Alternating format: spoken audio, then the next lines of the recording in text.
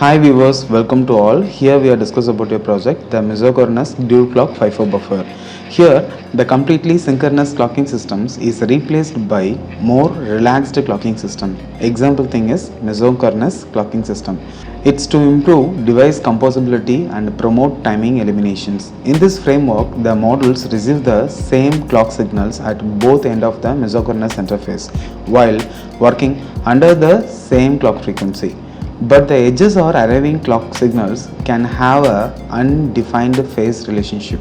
In such instance, when transmitting data through modules, the clock synchronization is required.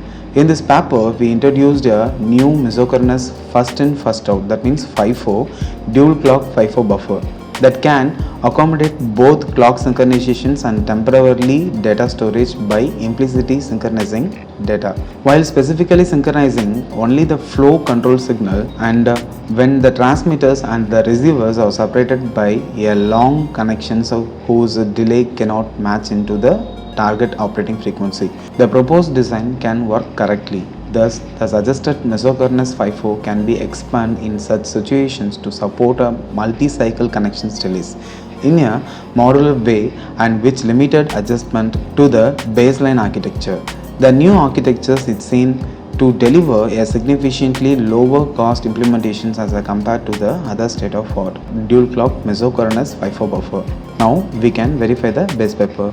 The figure 1 will show the 3 flop synchronous used for Mesochronous clock domain crossing. Okay, so example operations it will be given. Okay, so here they are given 3 flop means 3 flip flop they are used. Okay, this is the first D flip flop, second D flip flop and third D flip flop. Okay, the input of data Tx will connected to each D flip flop. Okay, and output of data Rx will connected the same D flip flop output, but intermediate it will have a one multiplexer. That multiplexer will controlled by read pointer. Okay, so and this is a write pointer. Okay, so here clock Tx and reset global will be given another inputs. Okay, as per this concept, the data Tx will loaded into the D flip flop. Okay, and it will be read out data Rx. Okay, so thus the clock signals will be presented on here. Okay, so this is a clock Tx and this is a write pointer and data Tx. Okay, here the A will be written on the second pointer. Okay, and you can verify the read pointer. Okay, the second point out it will be given the data Rx will be on A.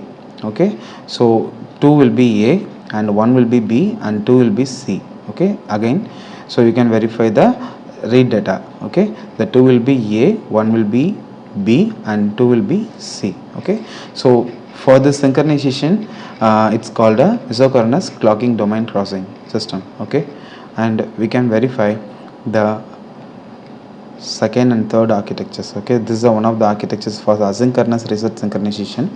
It will be given for reset operation. Okay, so brute force synchronizations. Okay, figure 3 will be given on loosely coupled based and tightly coupled Mesochronous synchronizations buffering architecture.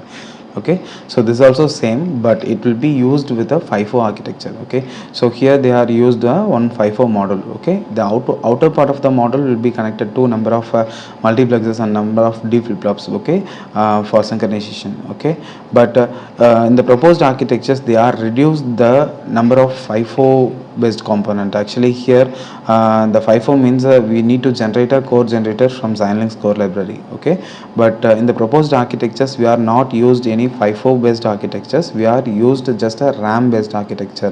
Here we can possible to design the block memory and distributed memory based RAM architecture. Okay, so in our design we are design this architectures using block memory only. Okay, and here this is a RAM architecture. Okay, it will be generated from Xilinx core library. Okay, here the input part will be given the write data, push and full. Okay, and full is a output. Okay, and this is a output part. Okay, here the read data is a output and pop is a input and empty is the output. Okay, so here this is a 4 flip flop based architectures. Okay, because why they are used 4 D flip flop on here. okay, 1 2 3 4. Okay, so here once the write data will be given in the TX side, okay, it will be directly written into the RAM memory. Okay, but the memory will be required write address and write enable. Okay, thus here we are generating the tail pointer, okay, will increment the write address. Okay, and the push signal will be given to the write enable. Okay, as per that the memory data will be written into the RAM. Okay, and the RX data once came the pop signal. Okay, so once the pop signal will be given, okay, and header pointer. Okay, so header pointer will increment the read address. Okay, and will be get a read data from here. Okay, and this increment decrement operator and this decrement increment operator, that means a TX status counter, RX status counter will increment the value.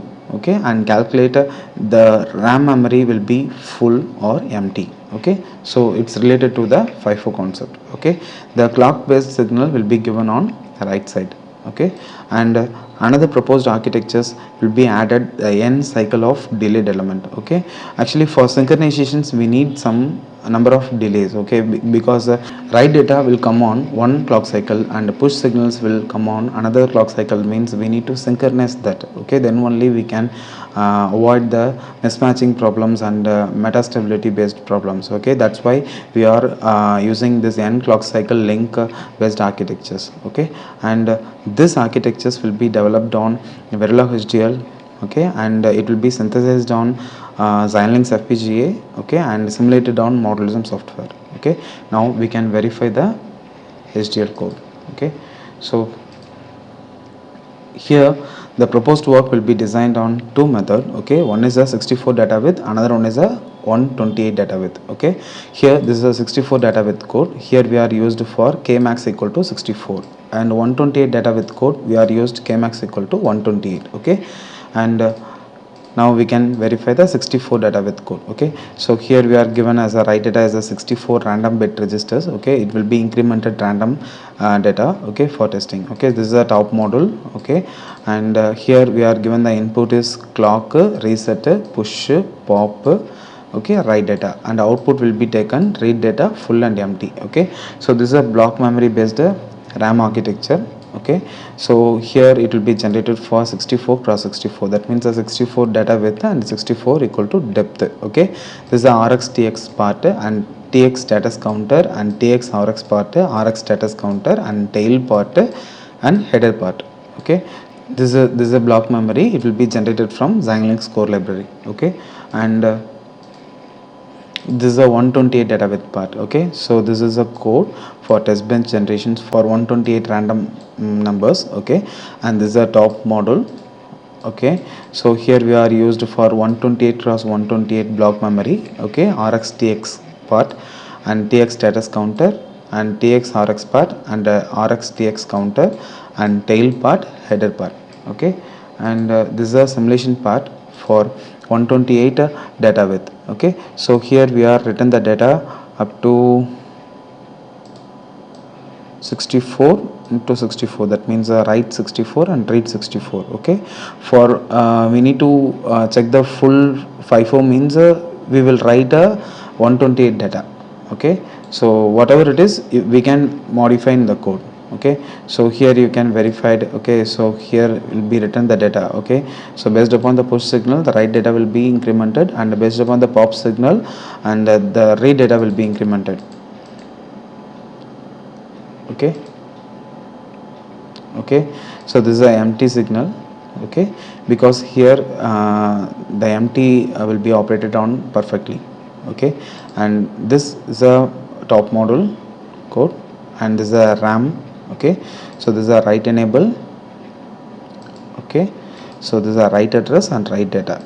Okay, whenever the push signal will be high, okay, write enable will be high and it will be synchronized with the address. Okay, so here the edge synchronizations will be more priority. Okay, here the initial value will be written on 0th address.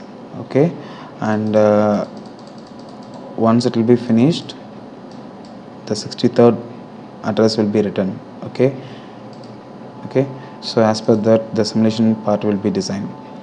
Okay, RX TX counter, RX TX part, TX RX part, header pointer and tail pointer. Okay, and we can verify the 64 data width code. Okay, so this is a 64 data width. Here we are written 32 for write operation and 32 for read operations. Okay, so if need to change the test bench, okay, so here we can change the value. Okay, kmax equal to data count, right? So this part will be changed, means it will control the full operations. Okay, that's why we are given and full equal to 1 tick be 0. Okay, so here you can verify the 64 data width code. Okay, so RAM memory, okay, RX TX TX counter part, okay, TX RX part, RX TX point, everything. Okay, and this code will be synthesized on Xilinx 128 data with a Vertex 5 FPGA. Okay, and this is a area report, slice registers, LUTs, occupied slices, and IO base. Okay, and delay will be searched on here.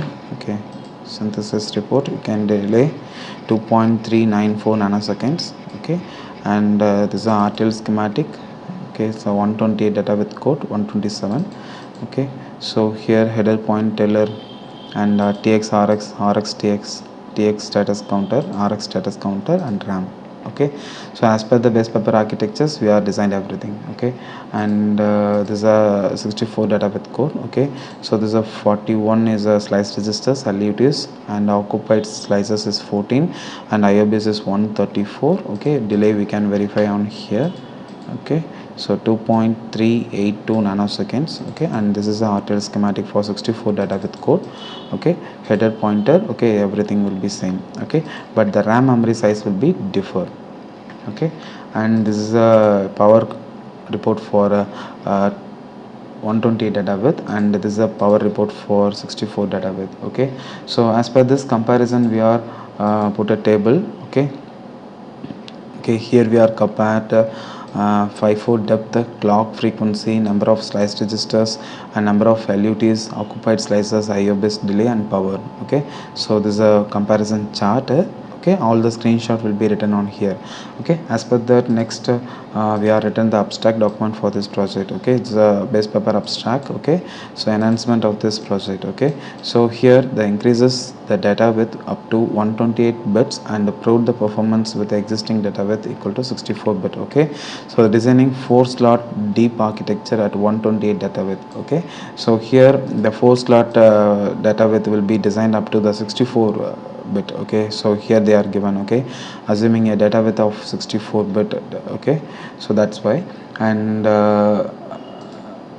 next one is proposed systems. Okay, and existing system and existing architectures with some notes and disadvantages. Okay, and proposed system, proposed architectures with some notes. Okay, advantages, literature survey, references. Okay, thank you.